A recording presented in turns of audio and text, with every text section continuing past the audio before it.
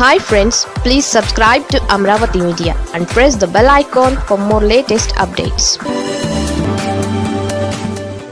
YCP బలం ఎంత పెరిగింది?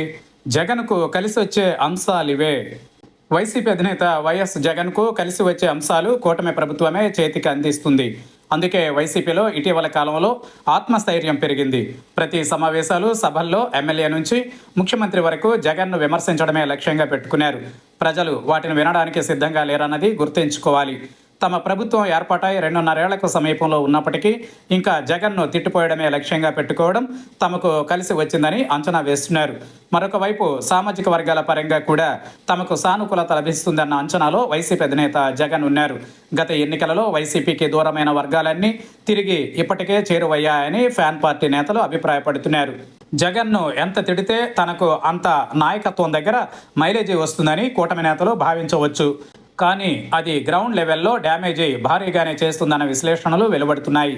తమ కుర్చీ కింద తప్పులు పెట్టుకుని 2.5 ఏళ్ల క్రితం ఓడిపోయిన జగన్ గురించి ఇప్పుడు చెప్పడం ఎందుకన్న ప్రశ్న సహజంగానే ఎదురవుతుంది. ఇంకా గత ప్రభుత్వం చేసిన విధ్వంసం, అవినీతి అంటూ పదే పదే చేస్తున్న వ్యాఖ్యలు జనం పట్టించుకోరు. ఇప్పుడు జరుగుతున్నదేంటో తెలుసుకోకపోవడం వల్లనే కూటమి తనంతట తానే తమకు అనుకూలంగా గ్రౌండ్ మలుస్తుందని వైసీపీ నేతలు అంచనా వేస్తున్నారు. ఈ నేపథ్యంలో వైసీపీ ముఖ్య నేతలతో జగన్ నిర్వహించిన సమావేశంలోనూ ఇదే అభిప్రాయాన్ని చాలామంది వ్యక్తం చేసినట్లు తెలిసింది. అయితే వాటిని పట్టించుకోకుండా తనను వ్యక్తిగతంగానైనా పార్టీ పరంగానైనా గత ప్రభుత్వం పైన దూషించిన విషయాలపై పెద్దగా ఫోకస్ పెట్టకుండా ప్రస్తుతం ప్రభుత్వంలో జరుగుతున్న వాటిని ప్రశ్నించాలని వైసీపీ చీఫ్ జగన్ సూచించినట్లు తెలిసింది. ముఖ్యంగా వాటిని పట్టించుకోకుండా కార్యకర్తలను దగ్గరకు తీసుకోవాలని సూచించినట్లు తెలిసింది. పబ్లిక్ పల్స్ను బట్టి కార్యక్రమాలను రూపొందించుకోవాలని కూడా వైసీపీ నిర్ణయించింది. అరెస్టులు, కేసులకు భయపడకుండా నేతలు ముందుకు వెళితే కార్యకర్తలు కూడా కలిసి వస్తారని, ప్రజలలో సానుభూతి కూడా వస్తుందన్న అంచనాకు ఫ్యాన్ పార్టీ వస్తోంది.